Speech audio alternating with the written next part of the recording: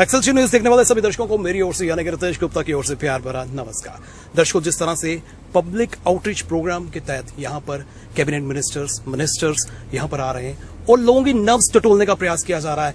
जम्मू की बात करें, कश्मीर की बात करें, यहां के लोगों को बेटरमेंट अपग्रेडमेंट करने के लिए प्रयास किए जा रहे हैं। प्रधानमंत्री नरेंद्र मोदी की बात करें, उन्होंने सभी मिनिस्टर्स को इंस्ट्रक्शंस दिए कि जम्मू कश्मीर जब से 370 यहां से निरस्त हुआ है, यहां के लोगों की जो प्रॉब्लम्स हैं उसका हल निकालने का प्रयास किया जाए। आज मैं आपकी मुलाकात प्राउडली इंट्रोड्यूस करने जा रहा हूं। चलिए मुलाकात करवाते हैं आपके हरदीप सिंह पुरी जी से। सर, बहुत बहुत स्वागत आपका मंदिरों के शहर जम्मू में। बहुत बहुत धन्यवाद।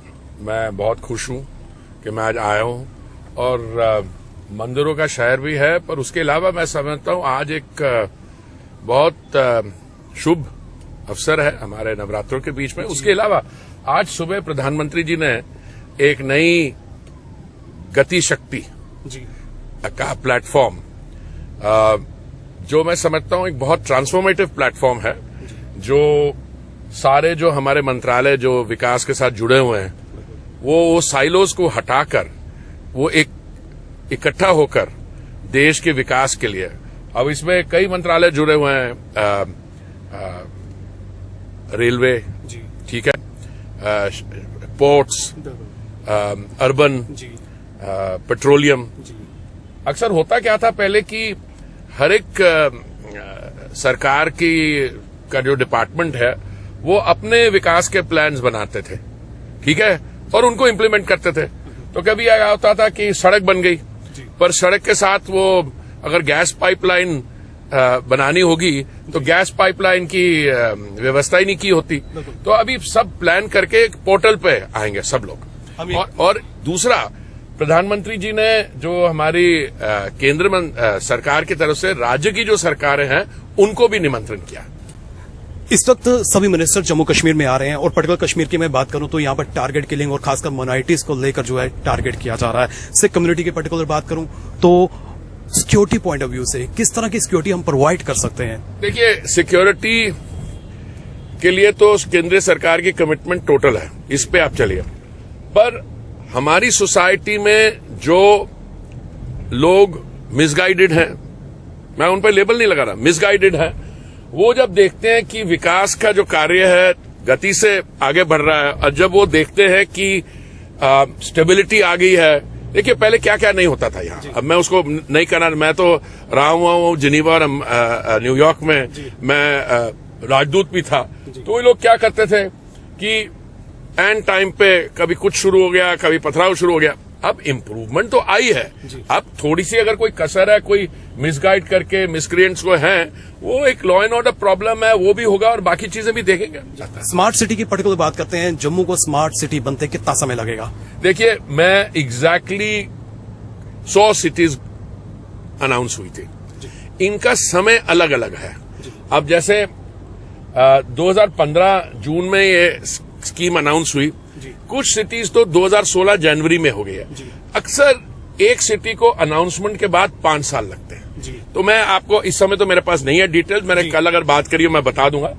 और कुछ सिटीज तो 2018-19 में अनाउंस हुई हैं, तो उस पर वो डिपेंड करता है कि कब वो अनाउंस हुई और उसके बाद कैसा वो लगेगा।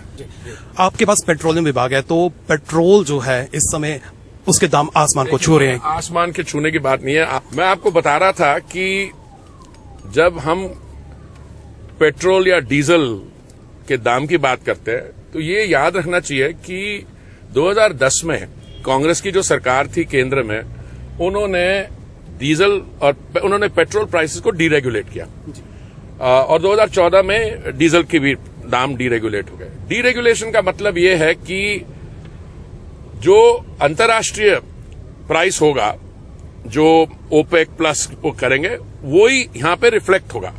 हमारी जो एनर्जी रिक्वायरमेंट्स है, लिक्विड हाइड्रोकार्बन्स की, गैस की, 85% जो है वो इंपोर्ट्स पे डिपेंडेंट है, निर्भरित है। अब उस समय दाम कम रखने के लिए इन्होंने 1,40,000 करोड़ के ऑयल बॉन्ड्स फ्लोट कर दिए, और ऑयल बॉन्ड्स फ्लोट कर में उसका 15 साल की मैच्योरिटी थी उन ऑयल बॉन्ड्स की। मान लीजिए अगर 2005 में किया तो 2020 से हमें 20,000 करोड़ साल का ये लौटाना पड़ रहा है। अब प्रॉब्लम उनकी क्रिएट की हुई है, भुगतना हमें पड़ रहा है।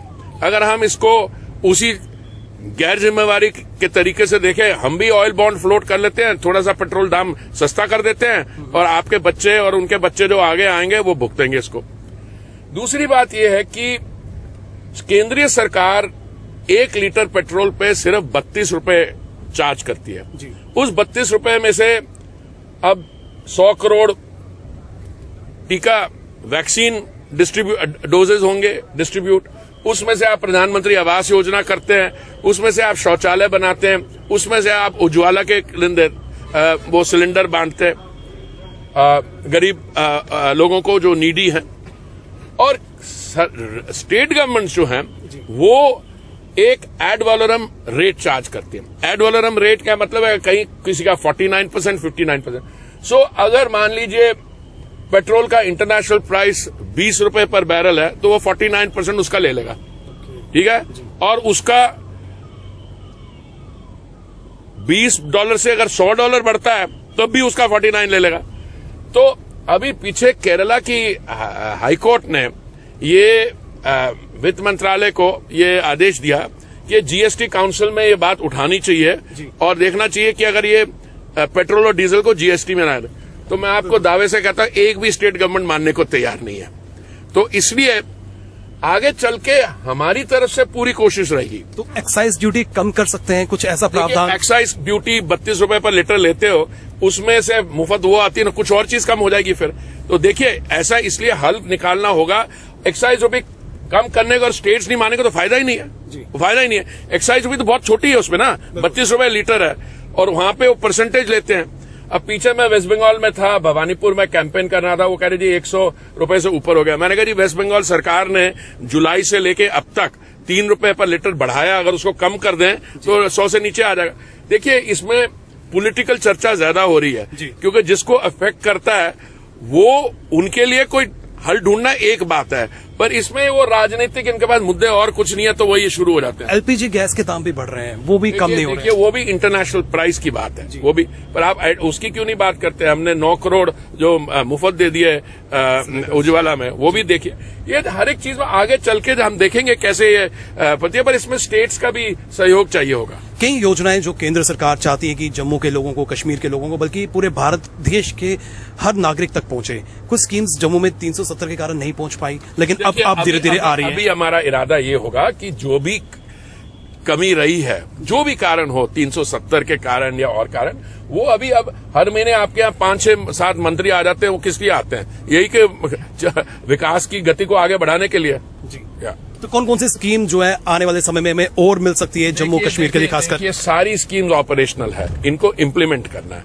अभी मैं आपकी जो स्पेशल पर्पस व्हीकल जो स्मार्ट सिटी की सीईओ उनसे बात कर रहा था, उनसे पूछ रहा था कितने प्रोजेक्ट हो गए। कल हम रिव्यू करेंगे इन प्रोजेक्ट्स को यहाँ की सरकार के साथ और अधिकारियों के साथ, और वहां से अगर मुझे लगा कि कहीं कोई जो रफ्तार है वो थोड़ी बढ़ाने की जरूरत है तो जरूर हम कदम उठाएंगे। डेवलपमेंट निसंदेह यहाँ पर जमीन पे देखने को मिल रही है। और जन आधार की बात करें तो जन आधार भी बीजेपी का दिन प्रतिदिन बढ़ता जा रहा है। जम्मू कश्मीर से नेशनल कॉन्फ्रेंस के प्रांतीय अध्यक्ष जो है बीजेपी में शामिल हुए हैं, देवेंद्र सिंह राणा। तो हम उम्मीद कर सकते हैं कि आने वाले समय में जो है वो मुख्यमंत्री चेहरा हो सकते हैं। देखिए मैं तो बड़ा खुश था कि उस दिन जब उनकी भारतीय जनता पार्टी में उनकी वो जो उनका स्वागत हुआ तो मैं भी था, मौजूद था।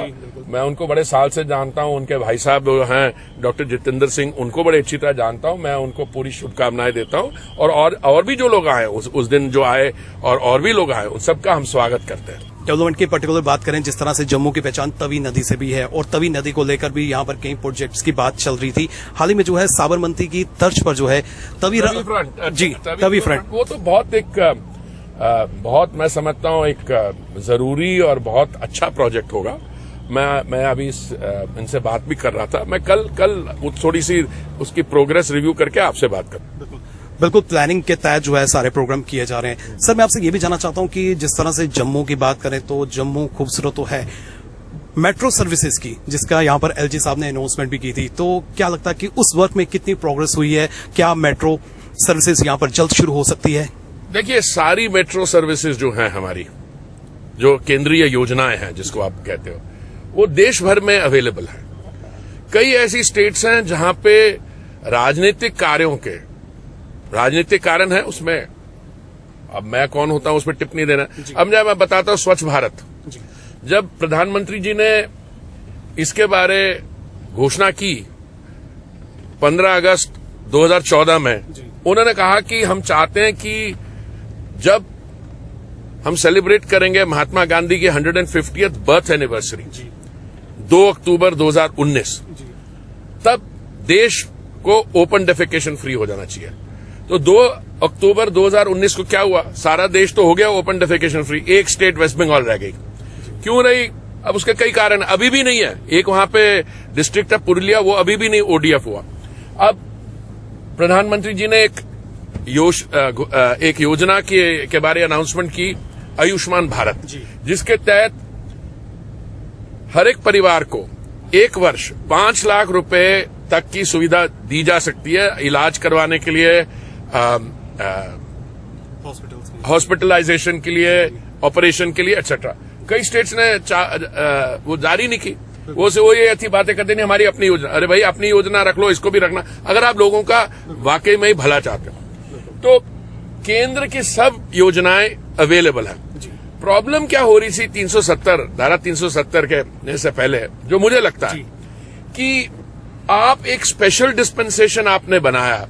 स्पेशल डिस्पेंसेशन का उस समय की बात करता हूं मैं, जो कंस्टिट्यूएंट असेंबली, उसका ऑब्जेक्टिव तब भी था कि ये क्योंकि कुछ स्पेशल हालात है, इसको टेम्परेरीली रखना है, उसको परमानेंट बना के आपने एक ऐसा एटमॉस्फेयर क्रिएट किया कि विकास हो ही नहीं पाता। वो जो बेनिफिट्स ऑफ डेवलपमेंट है वो लोगों तक पहुंच नहीं पाते।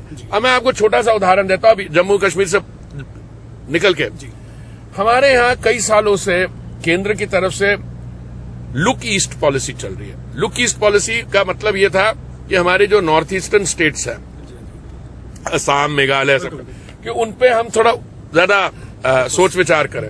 प्रधानमंत्री जी ने आके लुक ईस्ट से कह रहा एक्ट ईस्ट कर दो। तो अब हमारे केंद्रीय मंत्रिमंडल में हर महीने, कोविड के दौरान थोड़ी इसमें रुकावट आ गई, वो सही है, हर महीने हर एक मंत्री को एक बार जाना पड़ता था। होता क्या है, मैं जाऊंगा, मैं तो इंडिविजुअल हूं, पर मैं मंत्री भी हूं हाउसिंग और अर्बन अफेयर्स का। मैं जाऊंगा, आप मिलेंगे, आपसे कुछ चर्चा होगी, आप प्रधानमंत्री आवास योजना का बात करेंगे, आप स्वच्छता की बात करेंगे, अमृत की बात करेंगे आज, तो इसलिए उससे फायदा हो जाता है। तो मुझे बड़ी खुशी है कि पिछले कुछ दिनों में हमारी तरफ से कई मंत्री यहां आए, और मुझे तो खुशी है, वो तो ज्यादा देर भी रहे। अगर मेरे पास अगर दिल्ली में और प्रेसिंग नहीं, मैं भी 2-3 दिन और रहता। पर मैं समझता हूं आज आके एक तो पर्सनली हैंड्स ऑन जैसे एक्सपीरियंस होता है। दिल्ली में बैठ के कुछ होता है। मेरी मनोज सिन्हा जी से बात होती रहती थी, पीछे भी दिल्ली आए थे, मेरे साथ उन्होंने समय स्पेंड किया, आज भी फोन में 2 बार बात हुई। पर आके लोगों से मिलना, पार्टी वाले लोगों से मिलना, अब मेयर साहिबान हैं, ये तो लखनऊ भी आए थे, उनसे वहां मिला था, बाकी उनसे मिलने का ये बहुत फायदा होता है कि जो आपका प्रोफेशनल कार्य है और आपकी जो व्यक्तिगत जो ह्यूमन कांटेक्ट है, वो दोनों में मेल हो जाता है। जम्मू के लोगों को क्या संदेश देना चाहते हैं? मैं संदेश यही देना चाहता हूं कि केंद्रीय सरकार इन जनरल और मोदी जी की सरकार इन पर्टिकुलर बिल्कुल आपके विकास के लिए कमिटेड है, और जो काम हो रहा है उससे आगे जो और भी करना होगा, हम आपके साथ हैं।